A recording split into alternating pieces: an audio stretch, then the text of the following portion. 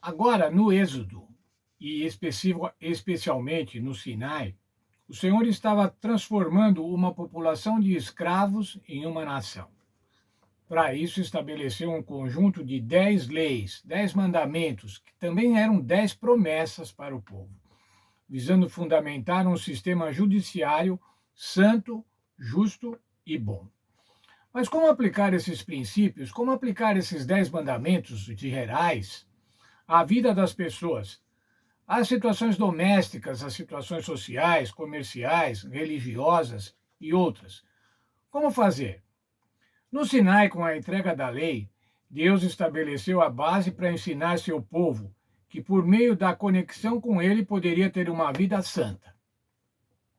Mas como os princípios da lei precisavam ser aplicados na vida cotidiana, Deus deu leis adicionais, chamadas de Código da Aliança. Era a responsabilidade dos juízes zelar por essas leis e aplicá-las corretamente. O Código da Aliança apresentava juízos organizados, com sabedoria e equidade, e deveriam ser utilizados pelos magistrados em seus julgamentos.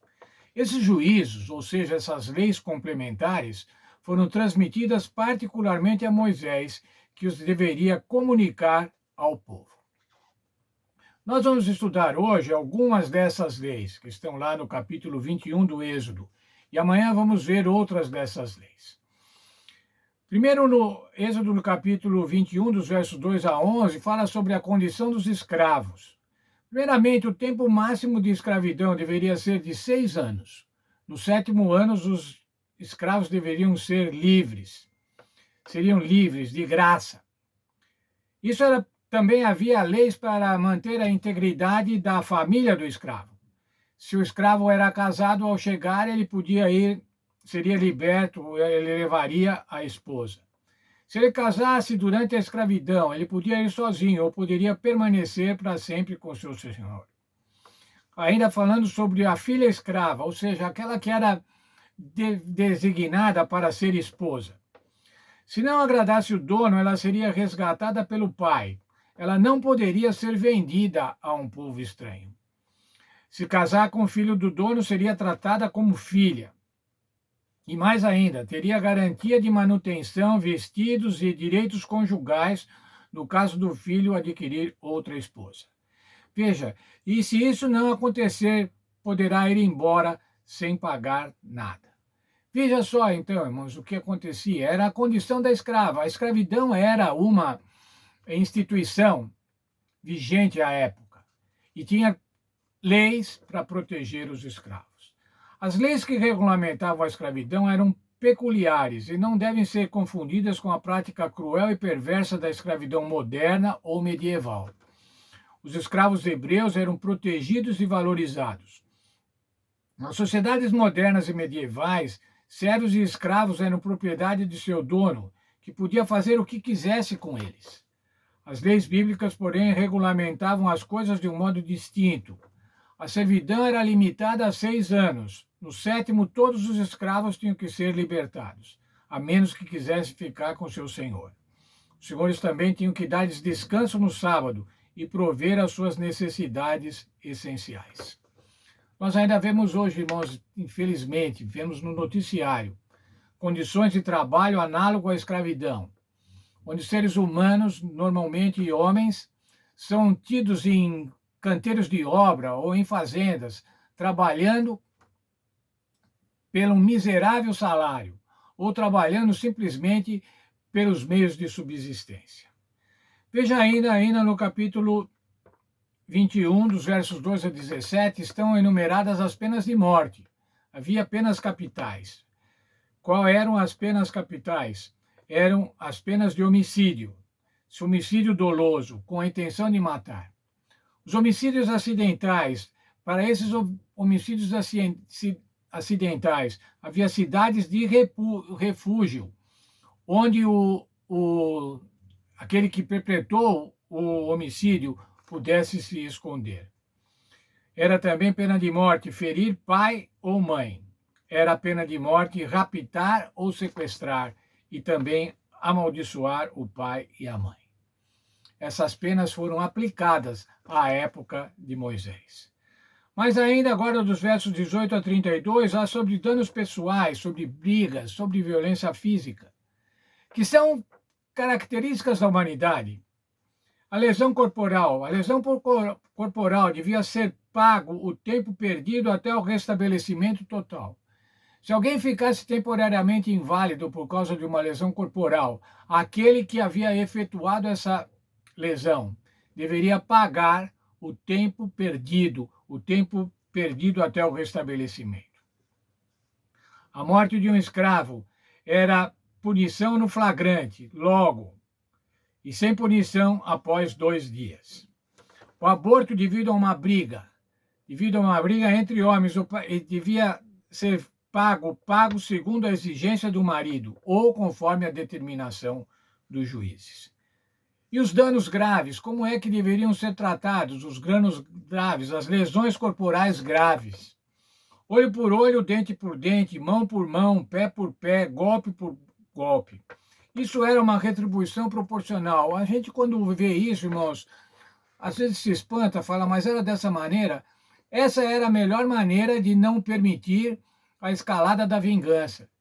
Porque a vingança pretende sempre ser maior do que o evento que a causou. E agora, então, havia leis, não podia ultrapassar disso. É olho, é mão, é mão. É olho, não é morte. É mão, não é morte, é mão. É o que deve ser feito. Era uma retribuição proporcional. Essa era a lei de Italião. Essa lei já existia antes dos mandamentos. Era a lei do Código de Hammurabi e foi incorporada nas leis de Deus. A proibição da vingança, a punição correspondente ao dano. Veja ainda, veio também leis contra a violência ao escravo. Se o dono de um escravo fizesse com que o escravo perdesse um olho ou perdesse um dente, ele tinha que dar a alforria a esse escravo. Devia libertar esse escravo. Mas ainda havia a responsabilidade sobre animais de sua propriedade.